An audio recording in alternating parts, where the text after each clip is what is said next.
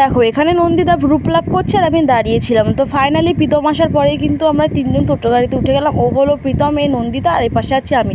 তো আমাদের গ্রামের সুন্দর পরিবেশটা দেখতে থাকো।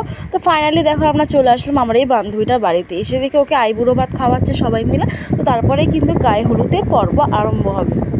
তো দেখো গায়ে হলুদের সময় কিন্তু আমি এখানে ছিলাম বলে ওই জন্য ক্যামেরাবন্দি করতে পেরেছি।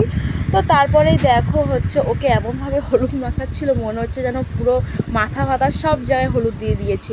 তো একটু একটু করে আমি নিয়মকানুনগুলো তোমাদের দেখাচ্ছি, পুরোপুরিভাবে তোমাদের দেখাতে পারিনি, কারণ এখানে আমি হাফ সময় ছিলাম, হাফ সময় হচ্ছে অন্য জায়গায় ঘুরছিলাম।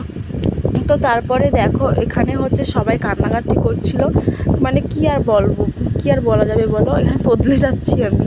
তো একটু মন খারাপ হচ্ছিল আমাদের সবারই, কারণ নিজের বাড়ি থেকে অন্য বাড়িতে যাওয়ার সময় কিন্তু একটু মন খারাপ হবেই।